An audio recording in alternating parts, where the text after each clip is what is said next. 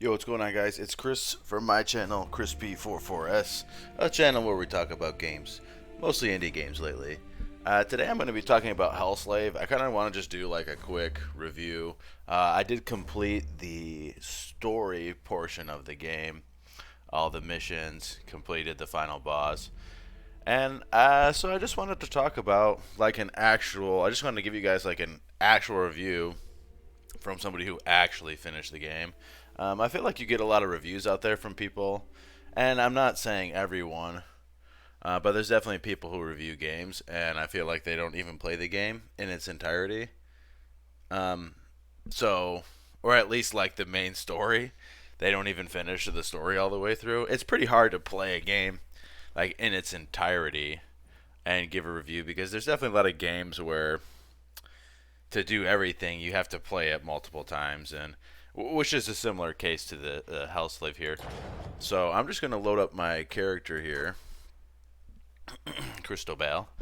And so if you guys watch my other video, if you watch any Hellslave videos, you'll kind of know like the story is basically you're a character in this world, who a world that has been overrun by demons and then supernatural evils of the like.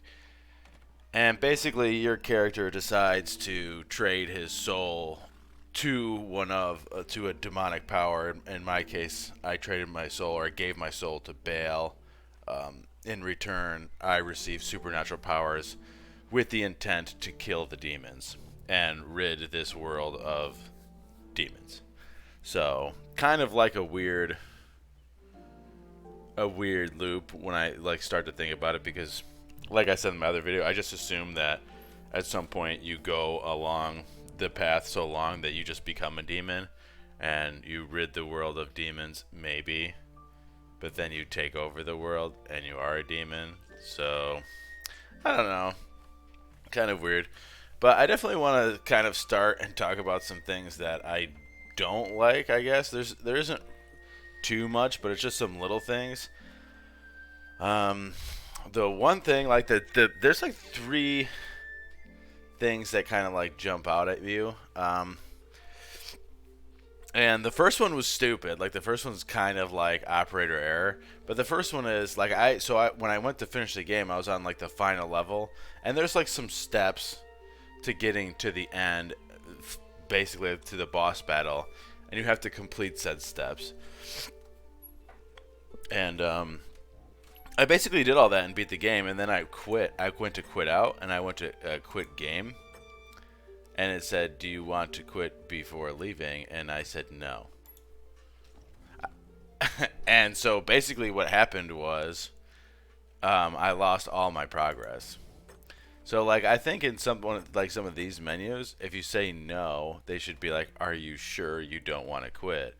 And then you can click yes. Like there should like a red like text should come up, or like a red, instead of this fill being black, it should be red and say, "Are you sure you do not want to save before you quit?" I don't think that there's any like duplication or any tricks you can do with that in this game because it's not online. So I don't think it matters per se. But it is nice that they give you the option to save, because maybe you sold off something, or I don't know, something happened. There really isn't that much risk in this game to lose anything, because you can actually just come in here and like, so say I can sell this pauper helmet for 9. Pretty sure I just buy it back for 9. Like, so you can just buy back items willy-nilly. I guess you could destroy something and never get it back, but seems hard, because if you can, it just destroys it really fast. I thought it came up with a thing that said like, oh, it gives you like a little option, or like you have to click it again. But this is a good spot to talk about my other thing. So if you notice here, there's this blue diamond. So actually, like the shield I have, for some reason doesn't show up, and I assume that it's because it was never modeled correctly, or there was a glitch or some kind of bug with the actual graphic, I guess. And so like that just kind of bothered me, that like that there's an item in the game that doesn't even, like, even if it just looked like this, like, I'd be kind of okay with it. You know, I would definitely question it, but I'd be like, oh, they just got it wrong. But like, I'm assuming that the Pavice is some kind of like holy shield. I mean, it says heavy shield as one of the attributes or abilities that it kind of has. And it's just like, I don't know, it just kind of irks me that the model really isn't here. I had an issue with one of the helms too that I had equipped, and it's nice that you can make it invisible, but like one of the helmets I had on like covered my guy's eyes, and like the eye holes were like kind of higher up, which like it's not huge. It's just like small like modeling and like scaling issues most likely, which isn't huge, but I mean it's just kind of annoying. You know what I mean? To pay, and the game is only $15, so it's not a huge gripe, but it is. It is like something, you know what I mean? You pay and you expect something. But overall, I was pretty happy with the amount of loot and the models, you know, that they do have. Like even, I mean, just the amount. So like basically the variety of looks that you can have. You know, just being able to see different weapons in your guys' hands. Or like even to have like this little knife, like I mean that's cool, you know. I think that's a support weapon. But like, you know, to have the different armors and stuff show up, like that's something I always really, really enjoy seeing in a game, is when you have a lot of I guess personalization options as far as your character goes, because it's like nobody really wants a character that's the same as everything else. You know, so it's nice. And then in this game, like, you get so much loot, like, your character just kind of turns into this, like, this, you know, I don't know what you want to call it. This parade of colors is what's going on with my character. I mean, you know, I got, like, this poison stuff going on, and then, you know, these boots. I think they're, like, dodging boots, and the red helmet, the Lord of Limbo. It's just cool, man. Like, I just think having a lot of these weapons, and they all are really like vastly different. Like I would buy these, but they're way overpriced for the amount of gold. I don't think I've ever in this game had over like 2,000 or 3,000 gold. And these items are like, and they're not even that great. Like this is just something you would find in the dungeon. You know what I mean? Not super great, but like what I'm saying is like I'm really happy with the loot. I like how much you can equip. Like I like having the relic, you know, and like the rings and the amulet. But I like having these wrist guards. Like you don't see that a lot in games. Having pants and boots, you do kind of see a little bit of that. But you know, the belt is always nice. Having a chest plate, you know, this support item is definitely really cool. And this relic I found like extremely early, but it's actually really good. Because basically my character's a poison character, and I have an ability that makes him a lot stronger, but it also puts poison back on him. But because I'm immune to poison, it just nullifies. It just makes like the ability. It just makes me stronger without the downside of poisoning myself, which is just really cool. And I'm on this character, I'm never gonna take it off. I do like, you know, having this stats list here.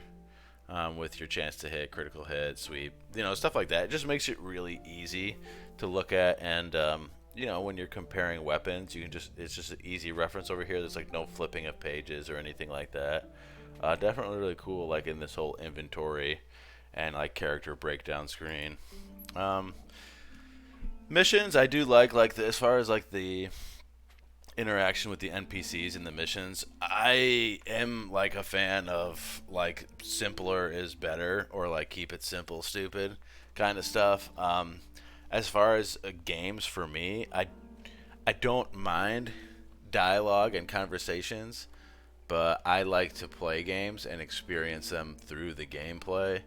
I definitely don't mind story, but like there's a certain point in games for me where it's just too much talking and too much reading, and it's like I feel like if you're making a visual, you know, a game, you know, part of a video game is the visuals and the like you can tell me through actions in the game something. Like you don't need to have somebody, you know, spend like 10 5 to 10 minutes explaining something that happened earlier in the game, in the world that we're in, when you could just, flashback, just show me a flashback sequence.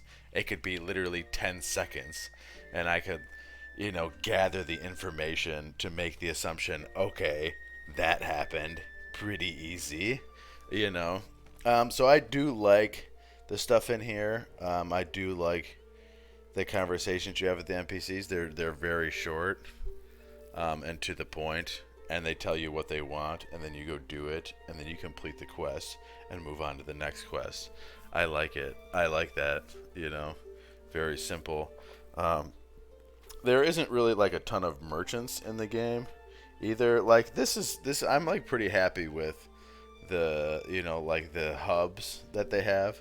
There's this one and another one, and they're just like I said. It's just simple. It's easy, and it's not cluttered up with you don't get. I have like a decent amount of missions right now, but I was just kind of running around, gathering stuff. But there is an order you're supposed to go in.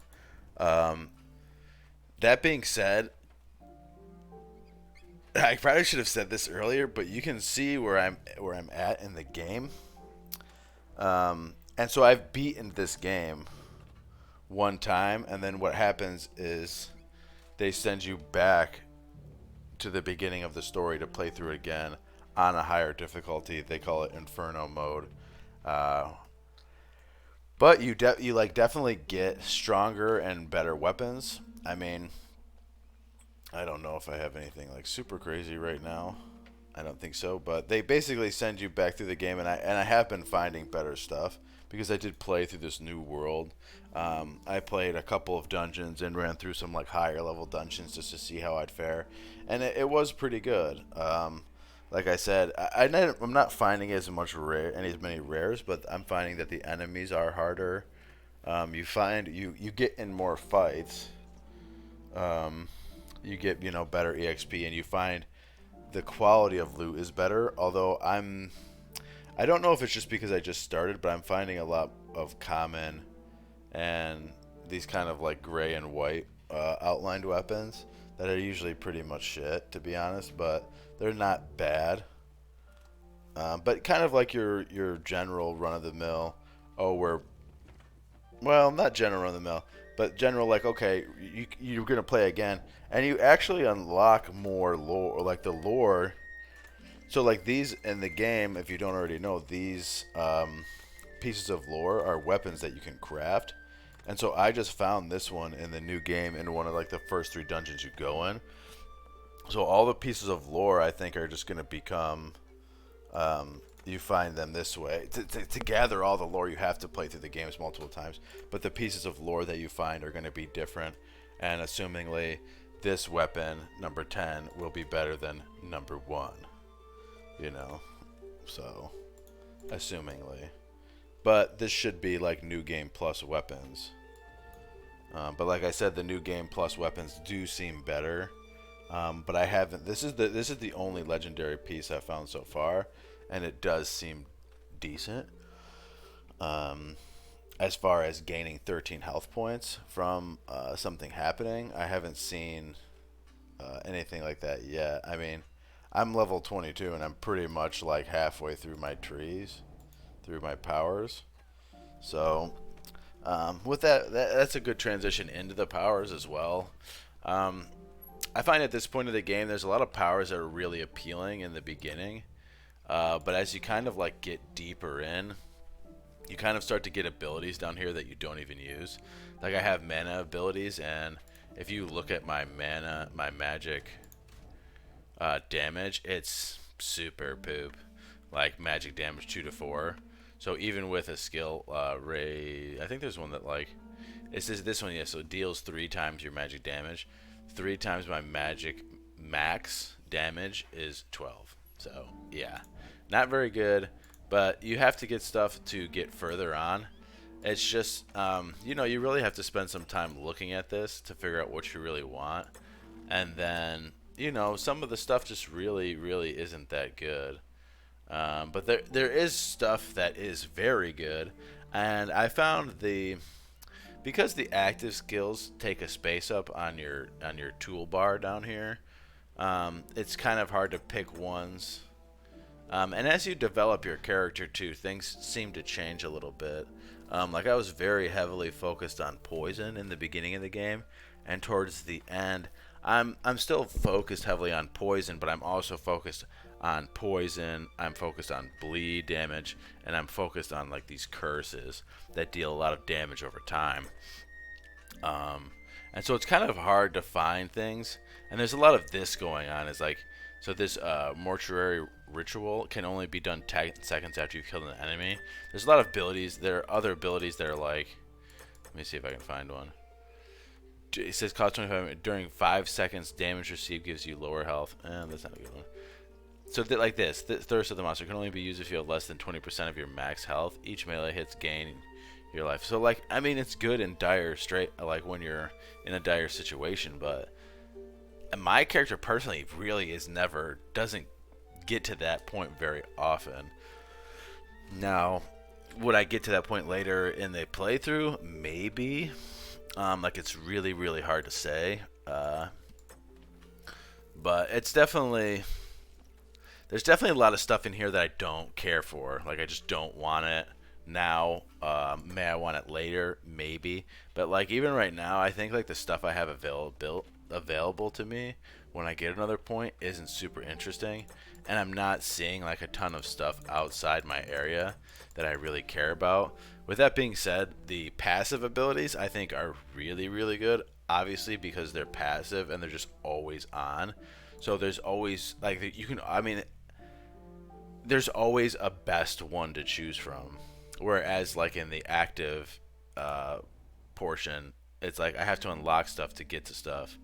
And some of this stuff I just don't care for, but I have to go through it to get something. But the passive abilities is like there's always a best passive ability available to you.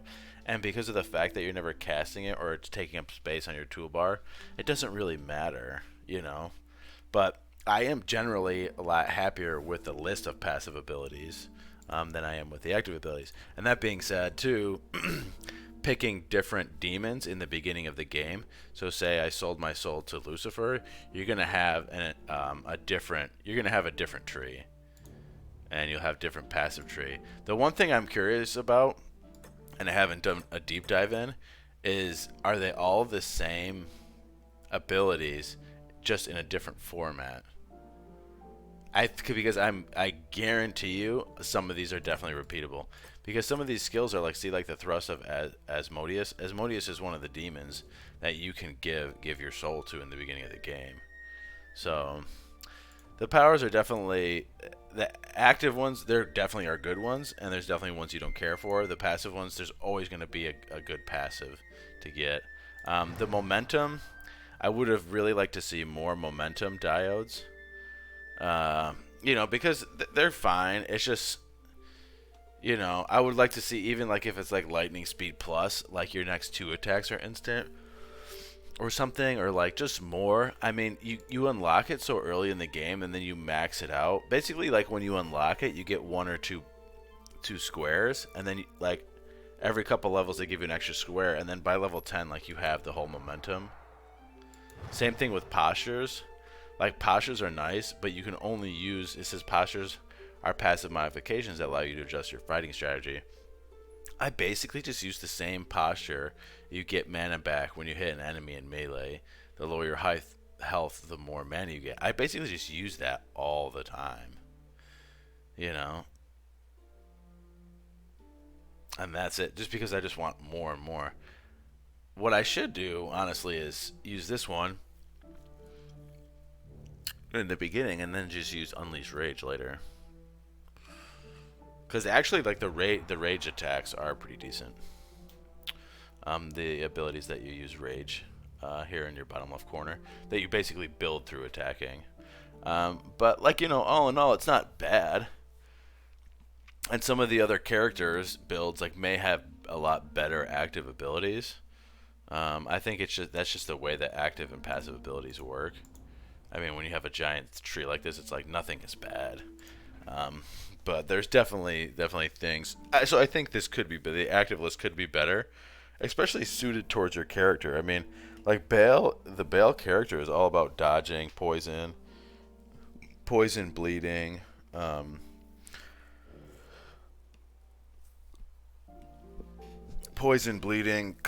curses, leeching life, stuff like that. And it's just like just more center, more laser focus would be nice. Um, so the other thing that I was gonna kind of talk about, one of my dislikes too, was right here. You see that there's an exclamation point, but there's no character under it. So I basically picked up a mission, and it sent me back, and the person who was here to talk to them that I need to talk to isn't even. I don't even have him yet, and they have an exclamation point over the thing. Uh, it just doesn't happen a lot or anything, but you know, eh, it just shouldn't be like that. But that's kind of like as far as like the interface and hub stuff, and I did the other thing in here too. I do want to like the crafting. I do really like the crafting system, or that they even have a crafting system. Like it's not super complicated. Um, you can just come. I don't know why I keep doing that. You can just come in here. Oh, I don't even have the forge open yet because I haven't done that mission yet. But basically what happens is, you combine some of these crafting items with a regular weapon or whatever, and then it just turns into these pieces. But what's really nice about the crafting is that you see in here in the lore, you can do it with 3. So like for this one, for example, you use a lich relic, a leader staff, or a large claw, animal skulls, ancient king tooth. If you do it with it, you'll get a different result with each one of the weapons, which I think is really cool. Because these 2 items are actually the same. This item and this item went through the same crafting process. They're just 2 different items, or 2 different base weapons. So like this one, you still get the it was like some kind of knife, and it basically gives you like bleeding damage and a light weapon, but then it just added the poison at the bottom. So this is the same thing. This was a 2-handed axe that had melee damage and chance of melee critical hit, and it basically just added the poison damage in with it, which is pretty cool. Also, in here I do want to mention, this is kind of one of my favorite. This is my favorite left-handed thing I think ever in a game. This tamed octopus. When you hit in melee, you gain 3 points, mana points, adds 4 points, poison points to your melee. This is like the coolest item I've ever seen anybody carry around. It's like this dude is just walking around with an octopus in his hand and just spraying oil or whatever on people. Or he's spraying oil on your weapon. I don't know, but like I don't know how he uses this octopus to deal damage, but dude, like more power to you. I love to see stuff like this in games. This is so cool, man. And they really don't even talk about it, so you're just kind of like left up to your own devices to assume whatever. And like I'm never gonna get rid of this item unless I find a better octopus, in which case I will. But definitely really hit some nails, with this game so far, with the stuff that I've talked about. I really like the keep it simple mentality going into a lot of these aspects of the game, as far as the hub, the merchants, the dialogue, things like that. And so then I'm just going to get on. I'm just going to talk a little bit about, let me just see what missions I have here. So I have to find 3 soldiers in the mine or whatever. So I'll just go here and I'm going to play. I don't know if I'm going to do the whole thing, but I forget where the people are.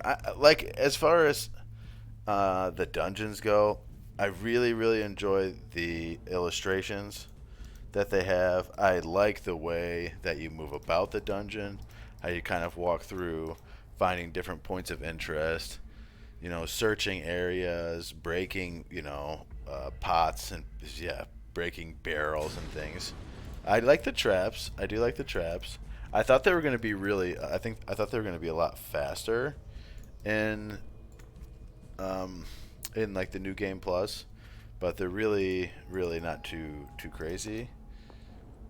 But definitely pretty happy. This is just one of the quests where this guy basically is like, I'll give you some information if you kill things. Okay, you know, general dungeon crawling quest. But this is the big thing I noticed too, is like these guys' health bar got insanely high. And as you know, with the combat was really nice in the beginning of the game, where it's very fast paced, and it kind of has this like JRPG combat that you'd see in like Pokemon or whatever, where your character, or from your side of things, there isn't really much going on, but then you kind of get these characters in front of you that are like, you know, they have some animations. You know, there's a lot of graphic animations, like with you know, like the little poison points coming out and these little bits of dust, you know, a lightning bolt, you know, just little bitty easy things. But in the beginning of the game, the fights went back very fast. As you go through the game later, the fights definitely they definitely start to become more tedious with how long that they take, you know. And I think that's a perfect example of one of those things, you know, you don't get to see it in a review, like an early game review. You're not going to figure that stuff out until the end of the game. And especially at this point, when the game wants you to run through it again, you know, and it basically like quadruples the enemy HP, their health pools. So it's kind of like, it does become very tedious. So that's definitely something to know. But I don't mind, you know, playing for an hour or two. Because I'm probably about 20 hours into this game right now. It probably took me about like 15 or 16 just to play through the main story. And there's definitely been like 4 or 5 hours of me tooling around, not, you know, me just kind of like doing things. And yes. Oh, and then we get backup too. So that's the other thing that happens a lot more later in the game. That doesn't happen very much in the beginning of the game.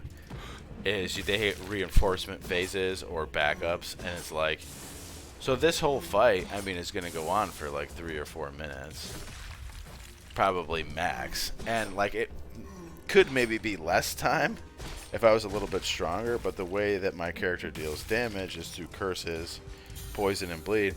And so, like, this is what I spend a lot of my time doing, is clicking down on my curses, my good curses, and then just applying my damage over time effects. You know, and it becomes very, as you can see, it becomes very tedious by the length that this battle is just going through. You know, and it's just kind of, that's like kind of where it starts to fall is you get a mission and you only want to do one dungeon. It takes you maybe an hour and a half. I need to apply my dodging. I'll transform into Bale here for the dodges. And I wish I had some better rage effects. The one rage effect that's like, my strike of bomb is really good, but this apocalyptic choreography is kind of, you know, it's okay. It's not that great. But like I was saying, like, this is where the combat begins to live later in the game.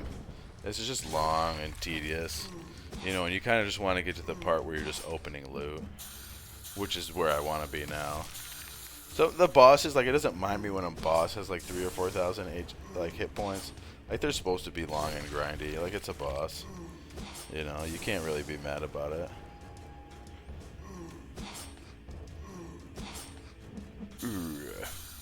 I do like the sound. Like, I was going to go back to and say, like, you know, the sound effects too, I think are really good. They're probably a little bit hard to hear on my review, but in my headphones and when you're actually playing the game, you know, they are pretty decent. I will give you that for sure. I would also like to be able to level up some of these abilities.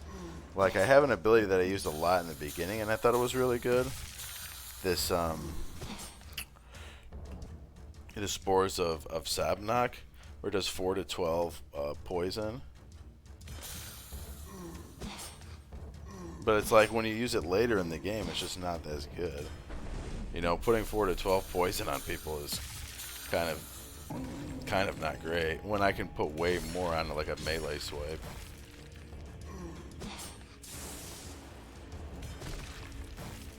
Alright, this guy's toast. We'll see if they have more reinforcements. That would be hilarious. That would be like perfect for the video. It wouldn't be, because I wouldn't want to keep talking through it. So victory, you know, then we get these buffs for completing. And I'm just gonna go with the experience one. I think it's, but see, like then I get this like, you know, this loot, which is not very good. And for like a fight like that, I feel like you should get something a lot better. I killed all the cultists in that one fight.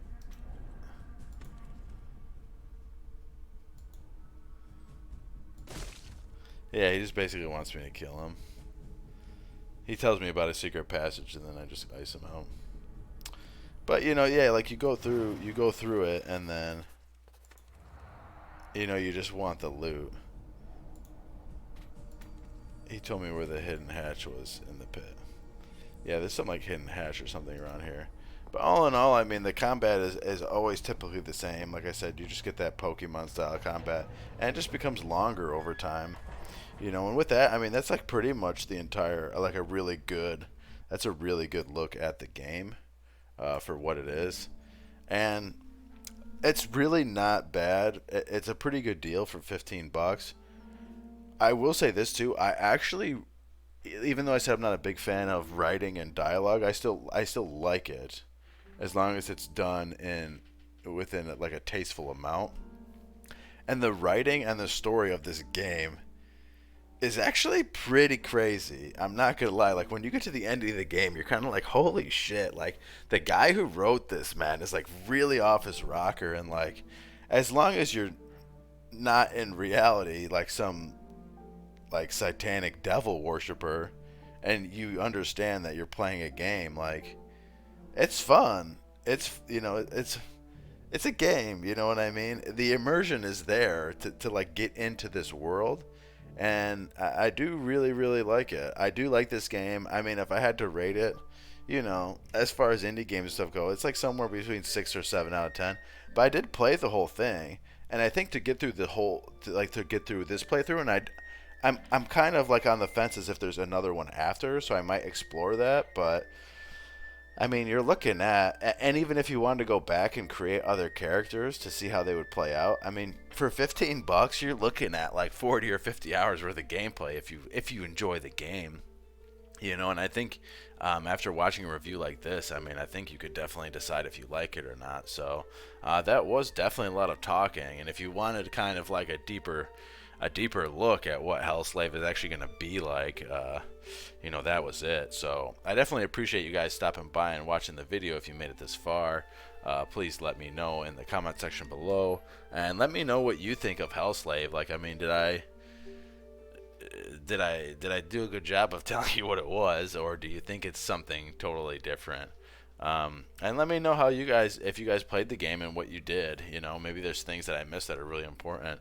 I'd love to hear about it. But with that being said, that's going to be it. This is Hellslave, and I'll catch you later. So